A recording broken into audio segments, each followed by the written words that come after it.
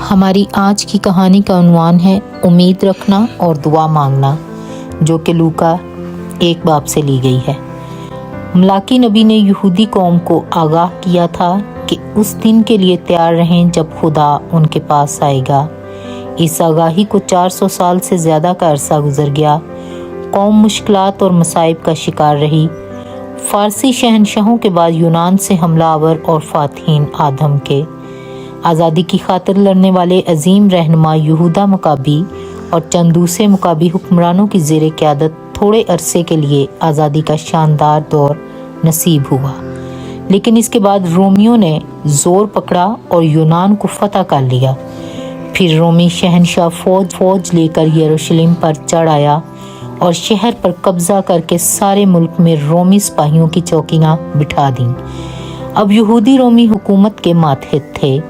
یہودی قوم کی بہت آرزو تھی کہ پھر کوئی قومی سورما اٹھے اور نفرتی رومی سپاہیوں کے دستوں کو مار مار کر ملک سے نکال دے۔ کاش کہ خدا اس بادشاہ کو بھیج دے جس کا وعدہ کیا تھا اور ہمیں آزادی اور خود مختاری دلائے۔ ملک کے بہت سے دوسرے لوگوں کو انصاف اور خدا کی راہوں پر چلنے اور اس کے حکموں کی پابندی کرنے کی زیادہ فکر تھی۔ وہ بھی خدا کے ممسوح بادشاہ کے آرزومند تھے، لیکن وہ ایک ایسے حکمران کی راہ دیکھتے تھے جو نہایت جنگجو بہادر ہونے کی بجائے انصاف پرور اور بھلائی کرنے والا ہوگا۔ زکریا ایک کاہن تھا۔ وہ اور اس کی اہلیہ بھی دعائیں مانگتے تھے کہ خدا اس طرح کا بادشاہ بھیج دے۔ جب ان کی شادی ہوئی تو اس زمانے کے سارے شادی شدہ جوڑوں کی طرح ان کی بھی بڑی تمنا تھی کہ ہمارا خاندان بڑا ہو، لیکن سالوں سال گزر گئے مگر ان کے ہاں کوئی اولاد نہ ہوئی۔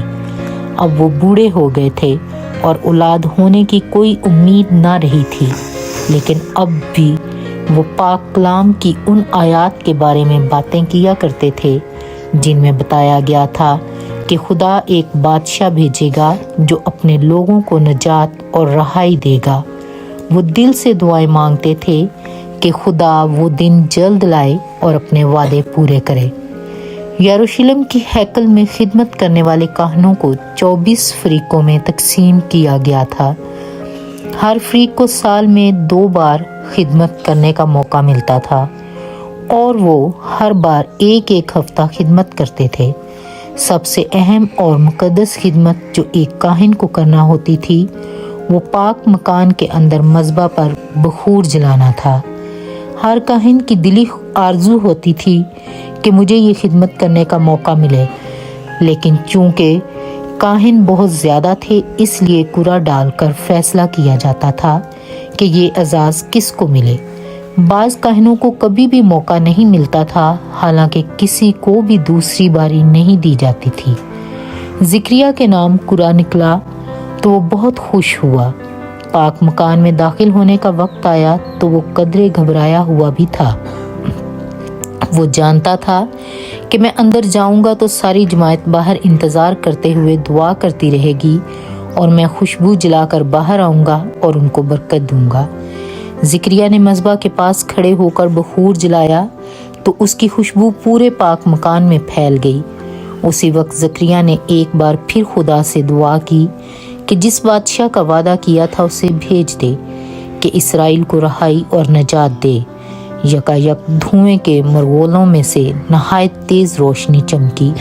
زکریا نے گھبرا کر نگاہ اٹھائی تو دیکھا کہ خدا کا فرشتہ خوشبو کے مذبح کی دہنی طرف کھڑا ہے۔ اس پر دہشت چھا گئی، لیکن فرشتہ نے کہا، اے زکریا خوف نہ کر، خدا نے تیری دعائیں سن لی ہیں اور تیرے لیے تیری بیوی الشبہ کے بیٹا ہوگا۔ وہ خدا کا بھیجا ہوا پیغمبر ہوگا جو آنے والے بادشاہ کی راہ تیار کرے گا۔ تو اس کا نام یوحنا رکھنا۔ وہ خدا کے حضور میں ایلیاہ نبی کی طرح بزرگ ہوگا۔ خدا کا روح اس پر ہوگا۔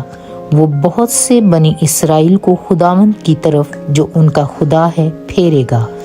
زکریا کو اپنی آنکھوں اور کانوں پر یقین نہیں آ رہا تھا۔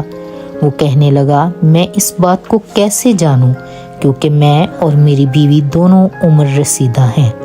فرشتے نے جواب دیا، میں جبرائیل ہوں جو خدا کے حضور کھڑا رہتا ہوں और इसलिए भेजा गया हूँ कि तुझे उन बातों की खुशखबरी दूँ, लेकिन चूंकि तूने यकीन नहीं किया, इसलिए जिस दिन तक ये बातें वाक़या ना हो लें तू बोल ना सकेगा। बाहर हैकल के सहन में सारी जमात ताज्जुब कर रही थी कि काहिन को मकदस में इतनी देर क्यों लगी। आखिरकार ज़िक्रिया बाहर आया। उसका रंग उड़ा हुआ था और बदन थरथरा रहा था। उसने बरकत देने के लिए मुंह खोला मगर बोल ना सका।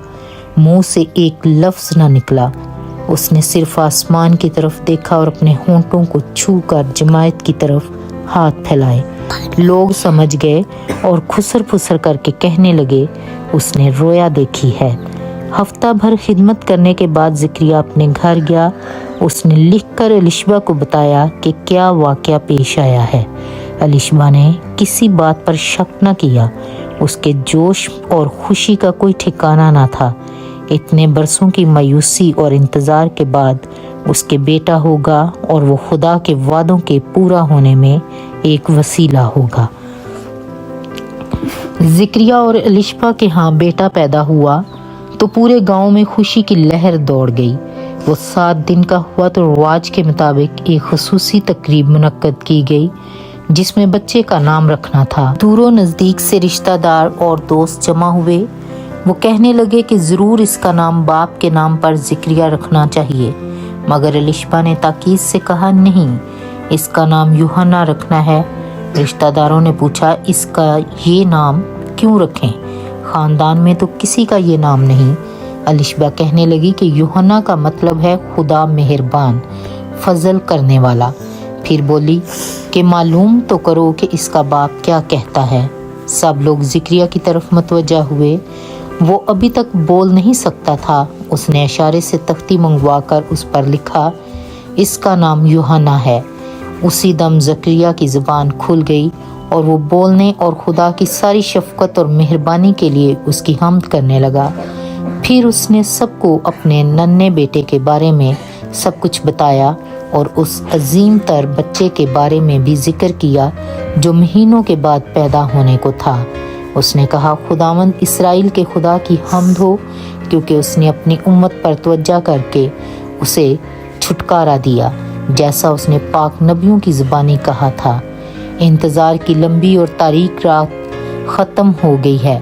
खुदा ने हमें अपनी हजूरी का जलवा दिखाया है। उसका नजात देने वाला हमें नूर बख्शेगा और हमें सलामती की राहों पर ले चलेगा। फिर ज़करिया ने अपने बेटे को एलिशबा की गोद से ले लिया और उसे देखकर मुस्कुराने और कहने लगा, ऐ मेरे नन्हे, तू भी बुजुर्ग होगा, तू खुदा के बादशाह के आगे आगे चलेगा और खुदा के लोगों को उसकी मोहब्बत और मुआफ़ी का पैगाम देगा और हमारे बादशाह के आने की राह तैयार करेगा।